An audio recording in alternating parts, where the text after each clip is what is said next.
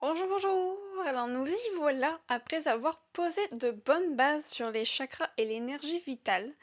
Nous pouvons maintenant entrer dans le vif du sujet. Alors si vous n'avez pas vu ces bonnes bases-ci et que vous souhaiteriez les voir, vous trouverez les 4 présentations d'introduction dans la liste des lectures qui s'appelle Énergie et chakras. Alors maintenant, nous allons voir la vie en rouge avec le tout premier de nos chakras, c'est-à-dire le chakra racine. Nous allons l'explorer, le comprendre, le travailler et tenter de l'équilibrer. Alors cette première présentation sera un peu plus longue que les autres car je veux m'assurer de vous donner tout de suite pas mal d'informations à son sujet afin de commencer à le connaître et à commencer à se connecter à lui à travers les couleurs, l'alimentation, en bref des vibrations qui lui correspondent. Alors par la suite, dans une deuxième présentation, toujours sur le chakra racine, nous irons plus dans la réflexion et dans l'introspection.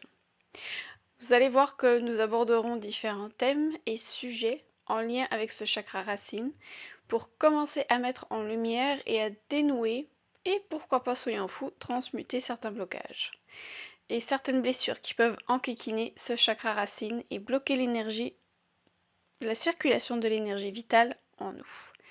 Comme toujours, mon petit avis de précaution, allez voir un médecin ou un professionnel de la santé pour tout problème de santé, ceci est très important. Travailler sur les chakras ne dispense et ne se substitue en aucun cas à la médecine traditionnelle, c'est vraiment important. Alors le chakra racine, son nom d'origine en sanskrit est Muladhara. Alors je suis sûre que je suis en train de massacrer son nom, mais bon. On peut aussi trouver le nom de chakra de la base. Alors quelques correspondances empruntées aux différentes disciplines ancestrales telles que la chimie, la médecine traditionnelle chinoise, je vais y arriver, ou l'Ayurveda. Et ça pourrait être également des signes envoyés par l'univers qu'il est temps pour vous de prendre soin de votre chakra racine, pourquoi pas. Alors, nous l'avons vu, la couleur rouge, il est d'énergie yang plutôt masculin. L'animal qui le représente est l'éléphant, le métal le plomb, l'élément de la terre, la planète est Saturne. Le péché qui lui est relié est l'avarice et la vertu la sagesse, le sens de l'odorat et les fonctions qui lui sont rattachées sont l'instinct de survie, la sécurité, l'ancrage ainsi que les éléments nutritifs du sol.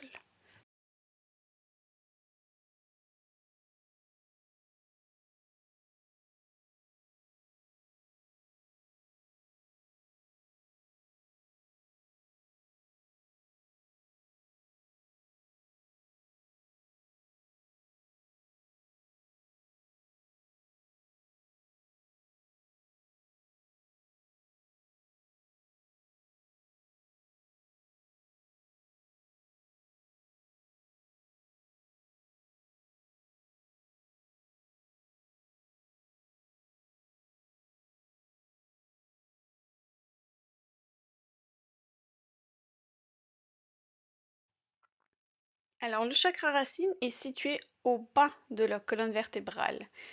Il s'occupe de l'énergie vitale au niveau des jambes et de la base du corps. Les glandes qui sont rattachées sont les surrénales. Il est également lié au chakra secondaire des hanches, des genoux, des chevilles et des pieds.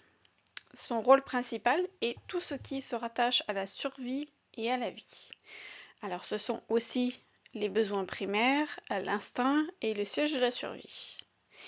Il nous permet de prendre conscience du monde qui nous entoure, de notre place sur cette planète et dans la société. Lorsqu'il vibre positivement, c'est plus un sentiment de sécurité qui se fait ressentir. Mais lorsqu'il vibre négativement, ce sont alors des sentiments de peur et d'insécurité.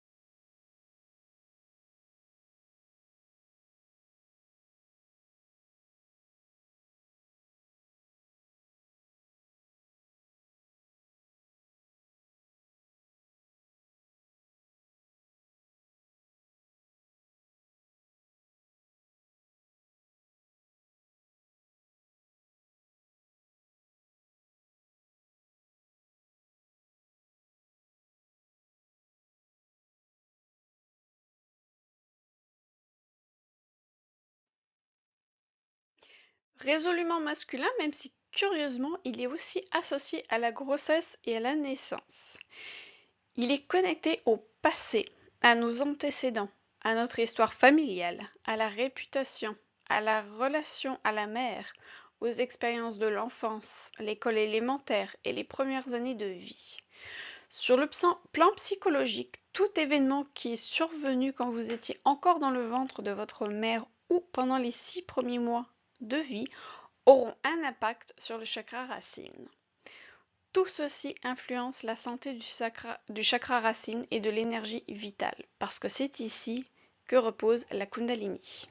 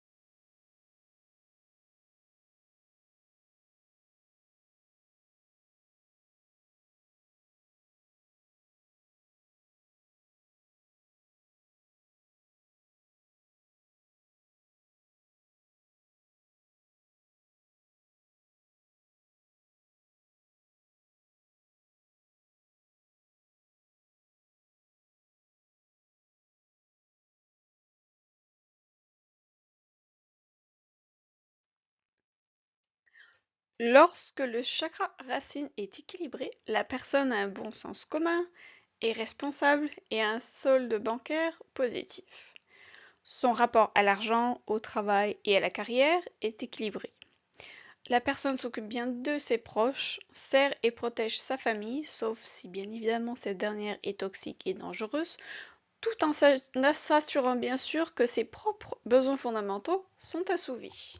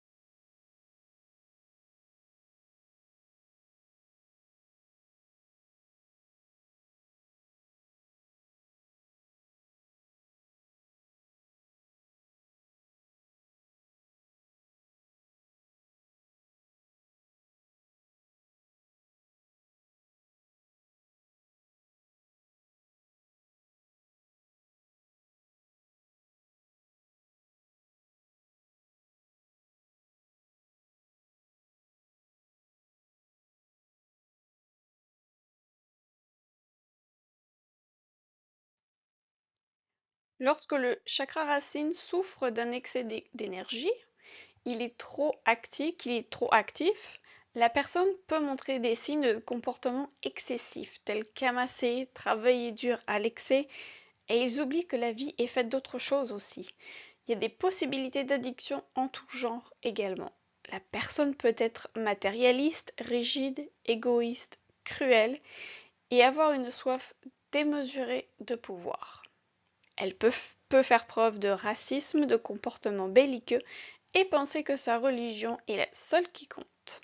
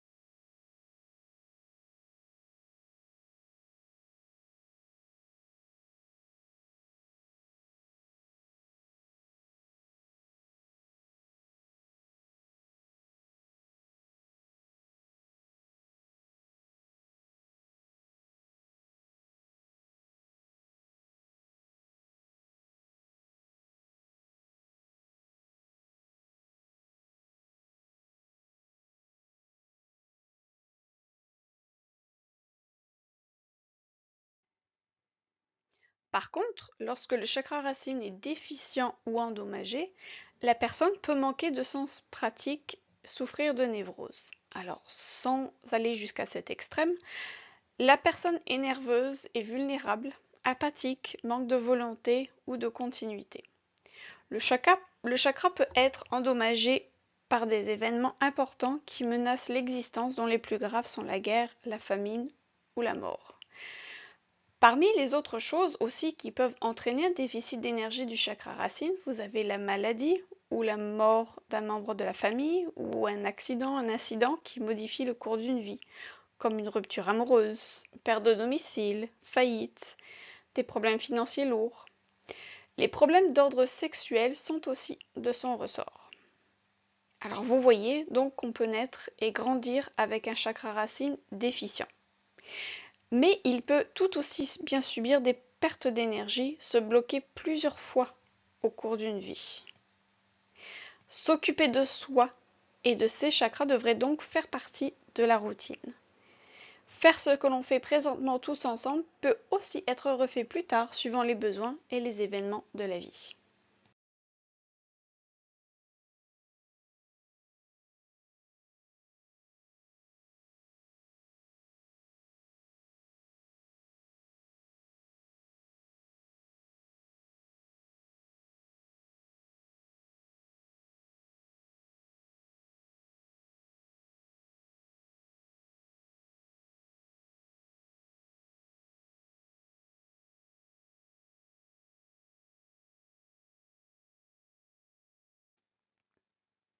En ce qui concerne le corps et la santé, parmi les sensations au niveau du corps qui peuvent vous indiquer un déséquilibre au chakra racine, vous avez les douleurs du dos, spécifiquement le bas du dos, l'apathie, la léthargie, la sensation de froid et le manque de mobilité également.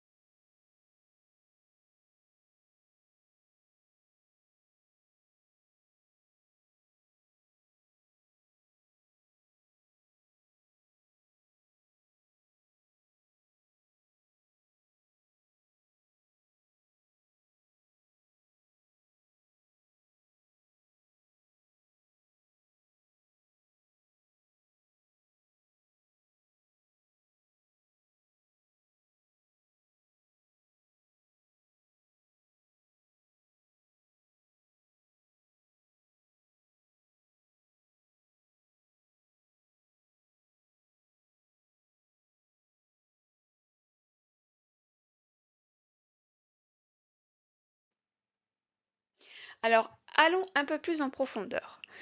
Le chakra racine et les expériences de vie. Chaque chakra est relié à une leçon à intégrer. La leçon de ce chakra est tout est un. Une fois ceci intégré, votre chakra racine s'emportera beaucoup mieux. Le pouvoir qui lui est relié est l'enracinement, aussi appelé ancrage. Vous en avez peut-être souvent entendu parler et vous allez un peu mieux comprendre son importance à la fin de la vidéo. Les forces qui sont reliées au chakra racine sur lesquelles bâtir et se bâtir est l'identité familiale, les liens, la loyauté. Quel que soit votre vécu familial, ce devrait être un sujet de réflexion et de conversation quand il s'agit de travailler son chakra racine car je le trouve très important. Tout le monde est né dans une famille. Au niveau de l'ombre, parce que oui, il y a un côté ombre également à ce chakra racine, c'est l'exclusion des autres, les préjugés, les illusions de supériorité. Le chakra racine nous enracine dans la vie physique, nous enracine également aux groupes qui soutiennent notre vie. Alors les autres formes de liens énergétiques en rapport avec le groupe, ça peut être l'héritage génétique, l'héritage ethnique et l'identité nationale. De même que les croyances, les valeurs, les attitudes et les superstitions également reliées au groupe. Ils nous relient à la loyauté familiale, aux traditions, aux rituels, aux lois sociales et aux nombreux éléments sociaux qui confirment notre sentiment d'identité.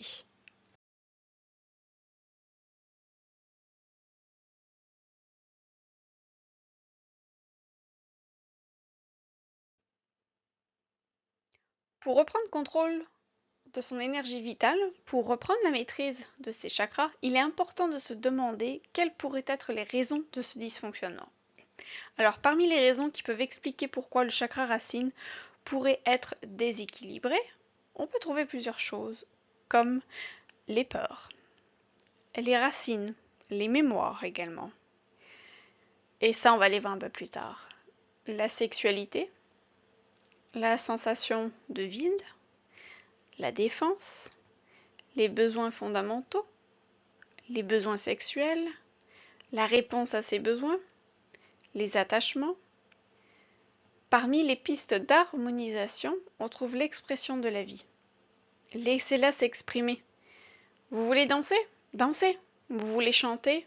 Chantez. Vous avez envie de faire l'amour? Allez-y. Du moment que l'énergie est utilisée inconditionnellement, inconditionnellement et sainement, c'est-à-dire sans distorsion ou compulsion, sans surutilisation ou sous-utilisation, sans jugement et sans condition. Il y a aussi la spiritualité de la matière. Alors la matière, évidemment, n'est pas que la chaise sur laquelle vous êtes assis. C'est aussi le monde de vos émotions. C'est aussi votre douleur physique. Ce sont aussi vos pensées et vos croyances.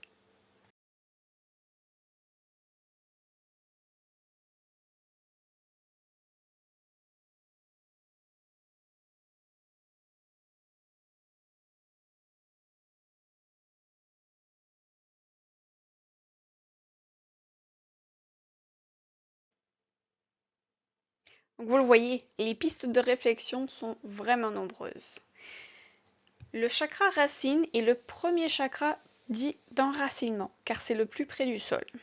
Il est relié à tous les organes internes situés dans le bassin. C'est de l'énergie de vie pure, brute. Elle se nourrit directement à la terre. C'est une énergie vitale primaire, primitive, l'énergie sexuelle et sacrée. Alors voici des pistes de réflexion pour commencer à travailler en douceur sur ce chakra. Alors vous pouvez méditer là-dessus, vous pouvez réfléchir, vous pouvez en discuter également.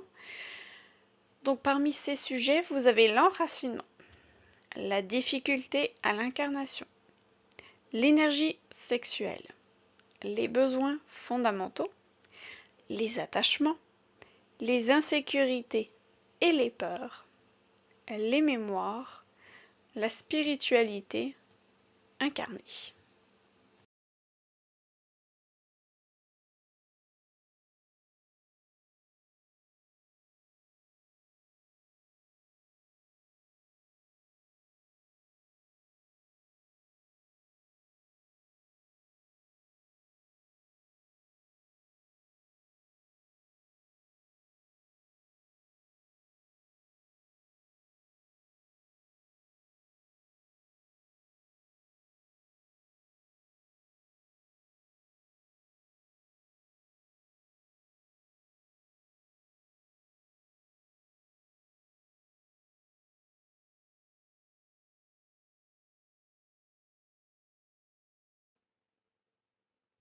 L'enracinement, qu'est-ce que c'est?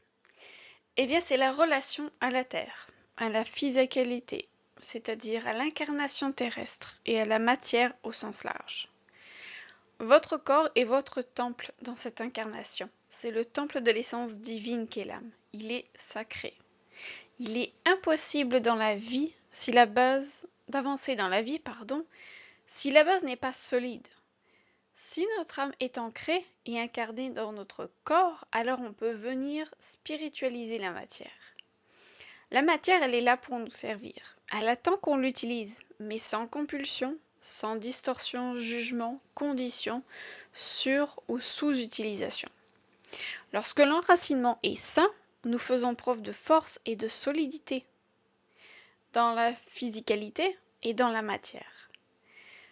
On est à l'aise dans son corps, on a un pas assuré, on se sent en sécurité et confiant dans la vie. On exprime ses besoins pour vivre, on respecte les besoins fondamentaux, on se repose quand on a besoin, on respecte notre corps, on est heureux de vivre sur Terre et nous n'avons pas d'attachement à la matière. Voilà ce que c'est l'enracinement.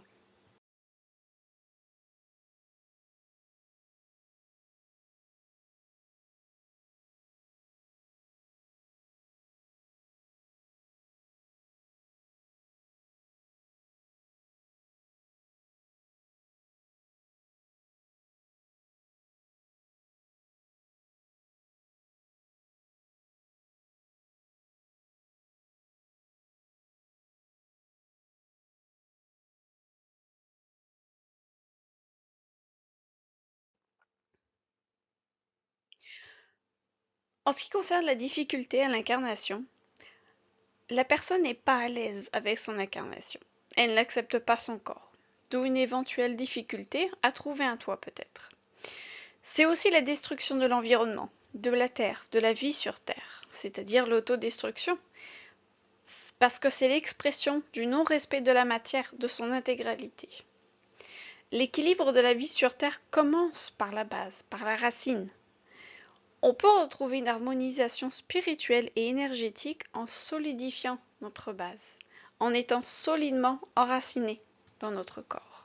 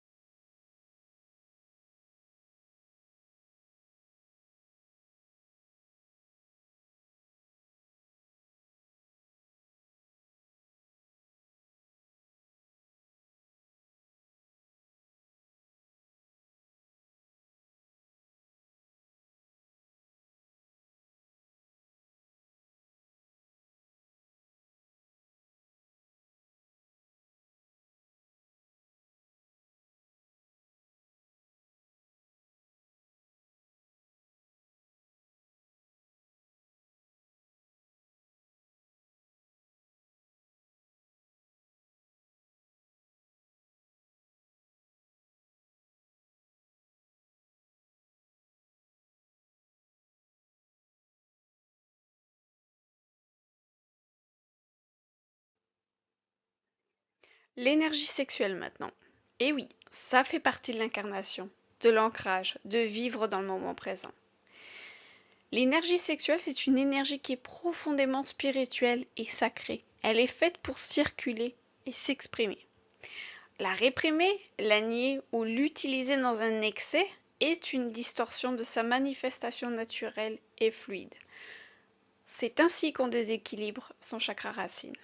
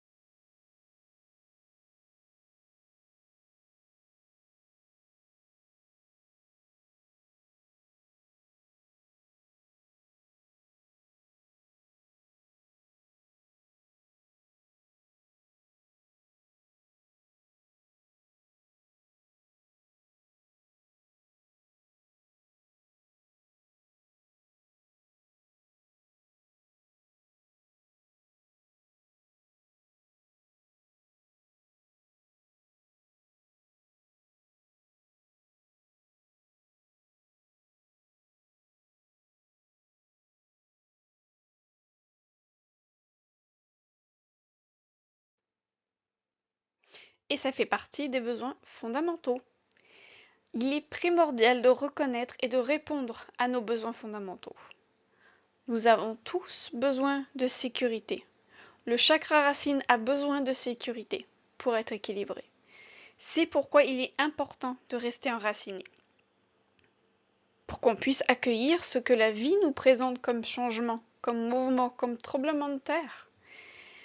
Quand nous sommes souples et solidement enracinés, nous ployons contre le vent violent, mais nous ne brisons pas. Si par contre nous ne sommes pas enracinés, nous sommes tout simplement manipulés par nos peurs. Il est aussi important de répondre à nos besoins. On a soif, il faut s'hydrater. Alors je vous entends venir, non, de l'eau, on boit de l'eau, on s'hydrate avec de l'eau. On a faim, alors on mange, mais sans compulsion ni privation d'ailleurs. Besoins sexuels, en toute simplicité et respect de l'autre. Il est possible de les assouvir seuls aussi si vous êtes seul.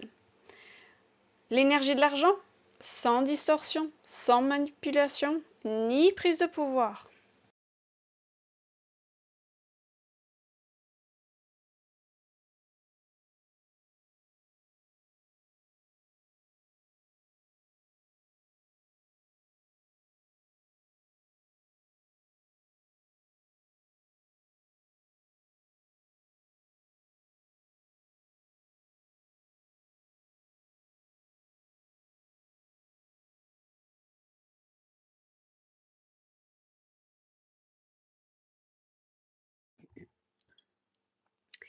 Les attachements maintenant. Certaines personnes ont créé une fixation sur les besoins fondamentaux, possiblement en réponse à des mémoires de manque et d'insécurité au niveau du chakra racine. Ça peut dater de durant l'enfance, pendant la grossesse ou même des mémoires karmiques. D'où ces gens peuvent avoir une certaine difficulté à établir des racines terrestres, une connexion de l'âme avec la terre et le corps. Alors la personne aura tendance à s'enraciner dans des choses extérieures à elle-même et dans l'eau ou bien dans l'autre carrément pour sécuriser le manque et la non-solidité de sa propre base.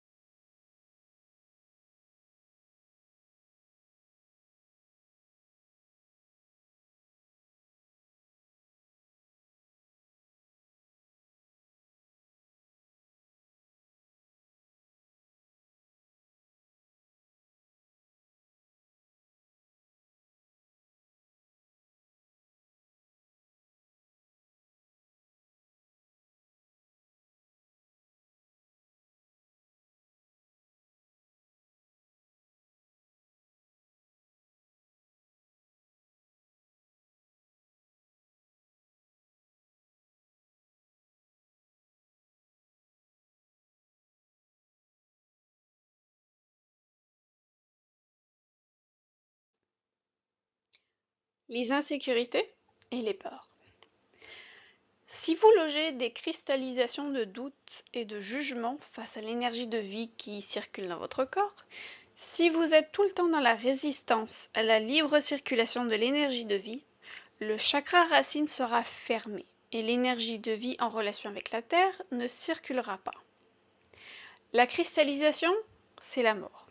Alors, il ne s'agit pas de la mort au sens propre, mais au sens figuré. Bien qu'à long terme, elle conduise inévitablement de toute façon à la destruction du corps. La cristallisation peut être comparée à une forme de durcissement. Alors, imaginez l'énergie de nature fluide qui se densifie au point de ne plus laisser passer la vie, les pulsions ou encore les qualités qu'elle transporte. C'est comme si l'énergie cessait d'émettre, perdant ainsi le contact avec la forme dans laquelle elle habite. La cristallisation vient du refus, un refus répété à l'énergie de la vie ou à la conscience qui tente de se faire entendre. Et c'est malheureusement là que les doutes, les peurs et le sentiment de sécurité ou d'insécurité s'installent.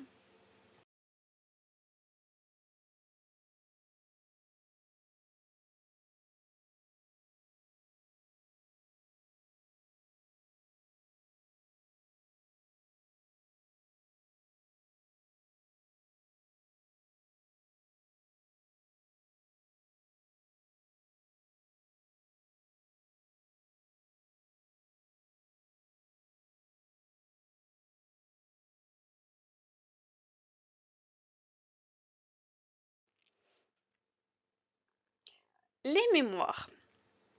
Alors la racine, le chakra racine, peut transporter des mémoires à la suite de blessures vécues dans votre base, dans cette vie ou dans des vies antérieures. Ceci peut entraîner des répercussions sur le lien à la terre, aux croyances sur la sexualité ou sur l'argent, à la peur d'agression sexuelle, sur la relation à la nourriture aussi. Alors la psychogénéalogie peut être très intéressante également à explorer. Parce qu'en effet, certaines blessures ou traumas peuvent être passés bien inconsciemment de génération en génération. Alors on peut effectivement hériter de blessures qui ne nous appartiennent absolument pas. Sur ce sujet, le livre Psychogénéalogie de Nathalie Chasseriau aux éditions Le Lotus et l'éléphant est excellent. J'en ai appris des tonnes dessus. Je vous le recommande vivement. Je vais vous mettre le lien si vous intéresse en description.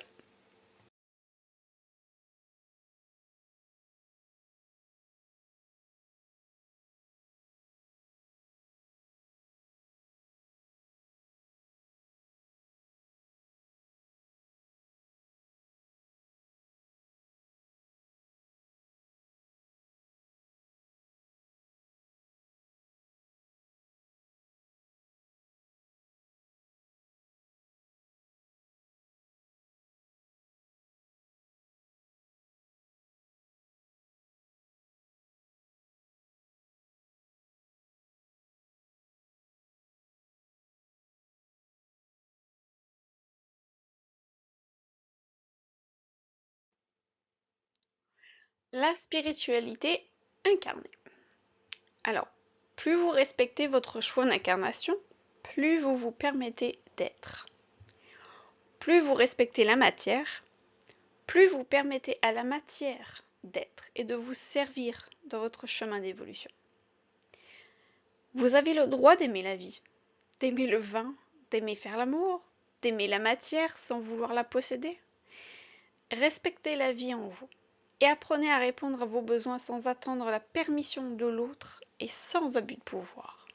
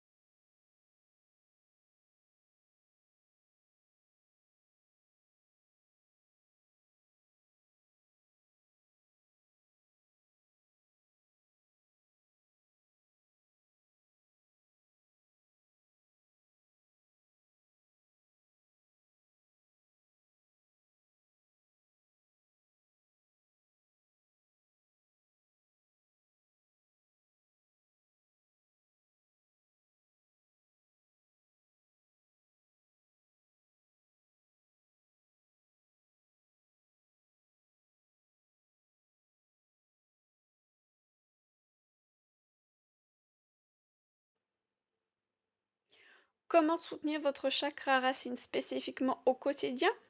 Eh bien, voici quelques points qui peuvent vous aider. Déjà, être un bon parent pour soi-même, afin de subvenir à nos besoins, prendre soin de nous et de notre corps au quotidien. Ça peut passer aussi en se massant, en appliquant notre crème corporelle. Prendre le temps d'assouplir notre corps, donc plus d'énergie de vie. Cuisiner des aliments sains, vivants et non transformés. Faire du tri également pour s'alléger, ça c'est en lien au bien matériel. Se relier davantage à la terre, passer du temps dans la nature. Cesser tout abus de substances.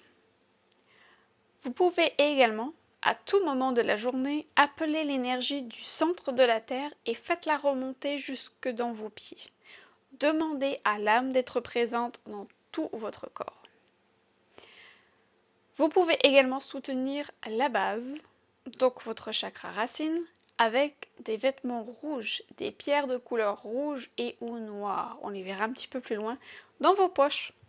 comme le jaspe rouge, le grenat, le rubis, l'hématite, la tourmaline, la shungite, l'obsidienne. Il y en a vraiment beaucoup. L'onyx également.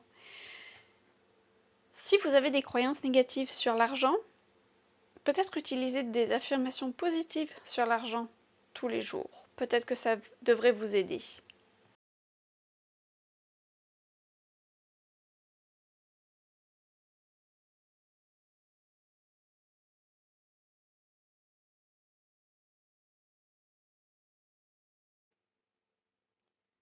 La couleur, la guérison par les couleurs. J'adore ça. Utilisez-la à toutes les sauces, partout. Vous bénéficierez ainsi de ces vibrations. Alors la couleur rouge est une couleur évidemment forte. Elle est synonyme de puissance, de force, d'énergie, de passion et évidemment d'amour. Alors attention, parce que le rouge représente aussi le sang, le danger et la révolte. Au niveau de l'alimentation, si vous voulez lui faire honneur, vous avez évidemment tous les fruits et légumes frais de couleur rouge. Donc les cerises, les tomates, les prunes rouges, les poivrons rouges, les fraises, les framboises. Bref, vous m'avez compris. Également, ceux qui poussent dans la terre. Bien oui, l'enracinement. Oui, non pas oui. Oui. Donc, les légumes racines tels que les carottes, les betteraves, pommes de terre, patates douces, etc. Enfin bref, vous m'avez compris. Amusez-vous.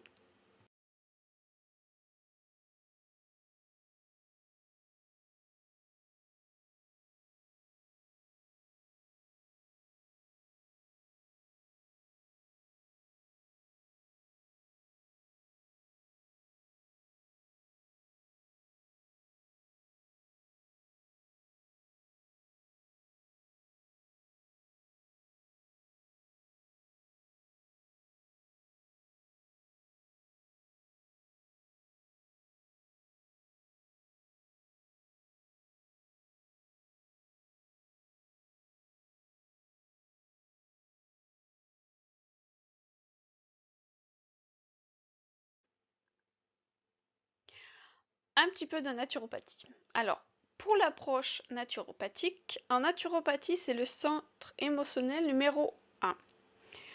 Pour la naturopathie, tout problème relationnel peuvent engendrer des dysfonctionnements au niveau des os, des articulations, des muscles, du sang, du système immunitaire endocrinien et la peau. C'est aussi le besoin d'appartenance. Si on se sent isolé, ça peut exercer une influence sur la production d'hormones.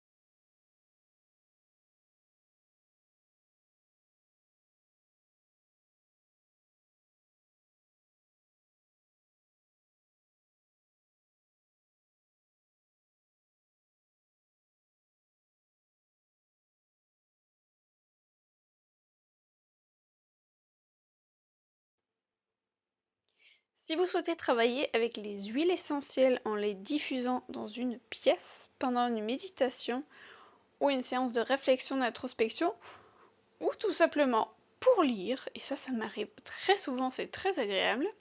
Alors pour le chakra racine, vous avez les huiles essentielles de mousse de chêne, de patchouli, de vétiver, de bois de cèdre, de gingembre et de jasmin.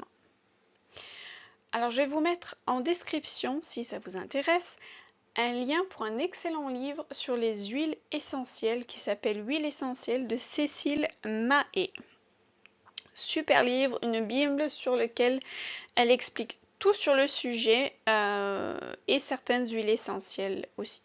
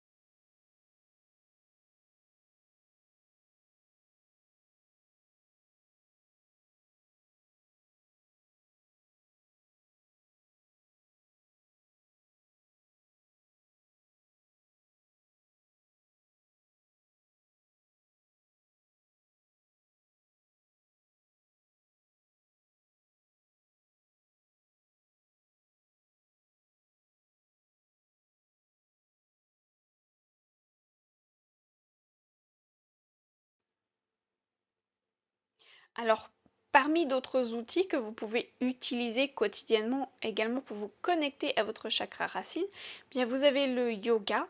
Il existe des vidéos de yoga spéciales pour le chakra racine, des méditations guidées avec une bougie rouge, tant qu'à faire, musique spéciale chakra racine, et des livres également qui ont rapport avec la matière, la physicalité et la famille également.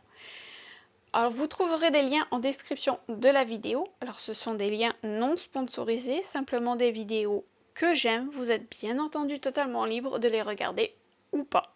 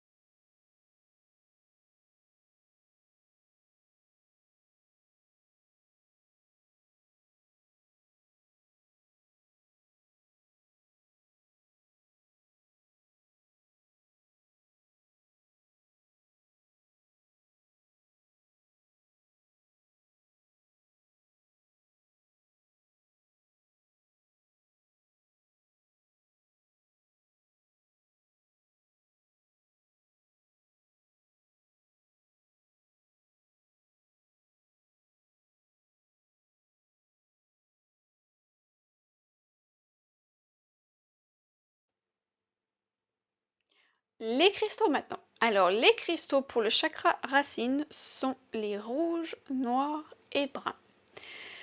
Je vais vous en présenter 4 qui sont assez communs et donc faciles à trouver. Il y en aura de noirs et de rouges, comme ça, pas de jaloux. Je vous présenterai l'obsidienne, la tourmaline, le jaspe rouge et le grenat. Toutes les explications que je vous donne viennent du site franceminéraux.fr. Ça, c'est ma bible en termes de minéraux.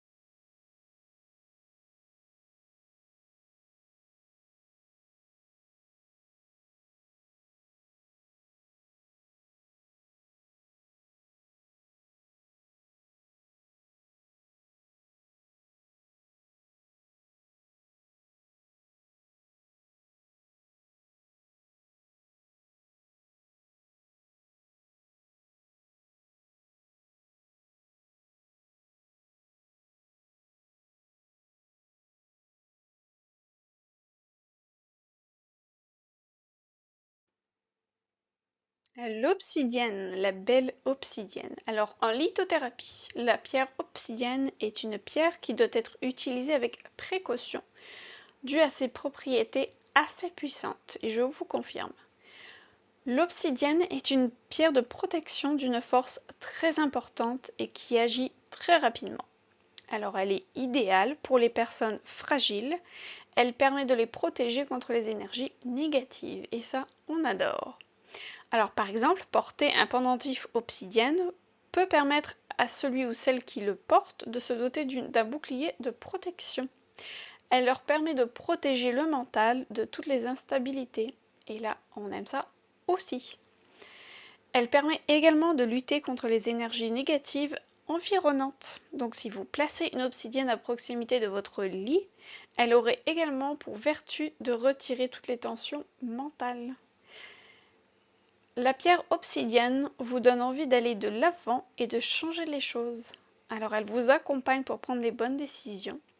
Pour ce faire, elle élimine les pensées négatives, le stress et l'angoisse de votre esprit. Tous ces sentiments négatifs sont aussitôt remplacés par un agréable sentiment de bien-être et de sérénité. L'obsidienne est connue pour apporter beaucoup de soutien et de réconfort. Ainsi, elle vous offre le courage nécessaire pour surmonter les épreuves difficiles de la vie. Elle vous protège du mauvais œil, des maléfices et de toutes les énergies négatives environnantes. Et ça, on double adore. Elle tempère également les comportements excessifs et violents. Autour de la tourmaline maintenant. Alors, en lithothérapie, la pierre tourmaline noire est une pierre de protection très puissante qui est connue pour sa très grande capacité à emmagasiner les énergies négatives tout en les éliminant vers le sol.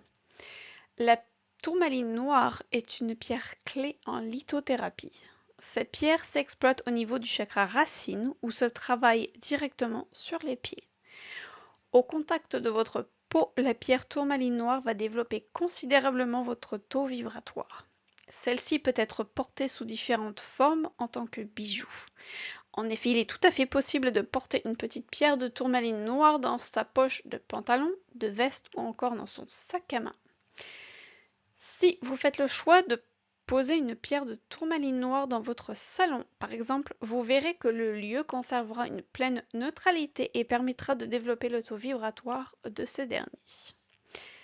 Cette pierre permet également d'absorber les énergies électrostatiques et donc de protéger tout type d'appareil électrique. Ainsi, les lieux de vie sont rééquilibrés et réharmonisés grâce à la tourmaline noire. L'ancrage au sol permet ainsi à cette pierre d'éponger tout le négatif et de le renvoyer vers la terre. Tout comme les lieux, la lithothérapie permet ainsi d'en faire de même quant à l'harmonisation de l'aura. La pierre tourmaline noire peut vous aider à surmonter vos peurs, à dénouer certains blocages et à vous affirmer devant les autres. Elle élimine le stress, l'anxiété, la tristesse et tous les sentiments. Le rouge maintenant, le jaspe rouge. Alors en lithothérapie, la jaspe rouge est très commune et se retrouve dans énormément d'usages. Le jaspe est réputé pour son bienfait stimulant lié à sa teinte rouge vif. C'est un symbole naturel de stabilité et de force. C'est un minéral qui permet de consolider le rapport avec son propre corps et de parvenir à la réconciliation avec celui-ci. Le jaspe est directement relié aux énergies telluriques et procure l'énergie vitale nécessaire à l'accomplissement des travaux quotidiens. Sur le plan spirituel, le jaspe est un élément d'eau qui permet la purification et le renforcement de l'aura. Son utilisation peut stimuler en douceur la production d'énergie pour redonner entrain aux personnes atteintes de fatigue. Il est également apte à redonner du courage lors des situations difficiles que nous traversons dans la vie. Il permet d'avoir l'esprit plus alerte et vif et stimule la volonté pour redonner la confiance en soi ainsi que la force et le courage d'affronter les difficultés de l'existence. Dans le Feng Shui, le jaspe est est également reconnu pour ses capacités à attirer réussite et abondance. Il offre une clarté d'esprit qui permet d'anticiper les problèmes avant qu'ils ne s'aggravent et d'éviter certaines situations qui auraient pu se compliquer. Le jaspe agit directement aussi sur la psychologie. Il va réguler l'émotivité, combat les vibrations négatives et offre une protection contre les mauvaises influences. Et oui, elle aussi. Il favorise une. Et on termine avec le grenat. Alors la pierre grenat a de nombreuses propriétés, apportant joie et force de vivre, énergie, courage, force motrice et assurance. On lui associe la puissance de la volonté, une meilleure confiance en soi et le succès. La pierre grenat est ainsi une pierre d'ancrage forte. On attribue au grenat le pouvoir de se libérer de schémas de comportement négatifs et le pouvoir de régénération pour aider à combattre le découragement, la tristesse, l'échec et l'instabilité émotionnelle. C'est une pierre qui favorise également le respect de soi et permet de faire face aux obstacles ou à un sentiment de persécution. Enfin, le grenat permet les régressions sur les vies antérieures, ce qui peut être très intéressant.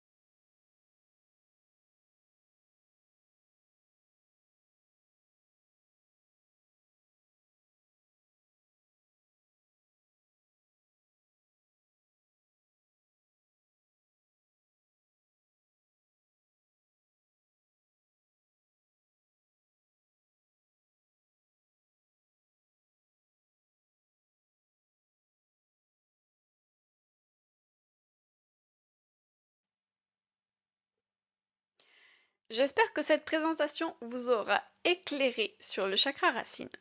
Alors, c'était beaucoup d'informations, mais vous êtes libre d'y revenir quand vous voulez. Alors, libre à vous maintenant de vous concentrer sur le rouge, de porter du rouge, manger du rouge et des légumes racines. Mettez du rouge sur votre hôtel, votre espace sacré aussi. Bien évidemment, la créativité et l'imagination sont les bienvenus. C'est le moment parfait pour vous reconnecter à votre enfant intérieur et lui demander ce qu'il a envie de faire. Alors parmi les choses que vous pouvez faire pour vous connecter à votre chakra racine, vous avez la cuisine, le jardinage puisque vous êtes en contact avec la terre, jouez dans la terre. Il pleut, allez en forêt ou dans un parc et allez jouer dans les flaques. Allez embrasser un arbre, connectez-vous à ses racines. La nappe rouge aussi, mettez une belle nappe rouge. Vous pouvez également, pourquoi pas, dessiner de beaux champignons rouges ou des mandalas rouges, pourquoi pas également. Bref, laissez votre créativité parler et votre enfant intérieur parler. Alors, lors de la prochaine présentation, on ajoutera quelques explications supplémentaires, plus en profondeur encore sur le chakra racine. Alors, entre-temps, pour les créatifs, amusez-vous à partager vos offres rouges, vos œuvres, pas vos offres. Mon Dieu que je déparle aujourd'hui. N'hésitez pas à partager vos œuvres rouges, mon Dieu. Donc vos hôtels, vos recettes, vos looks aussi, soyons fous, pourquoi pas. La façon dont vous avez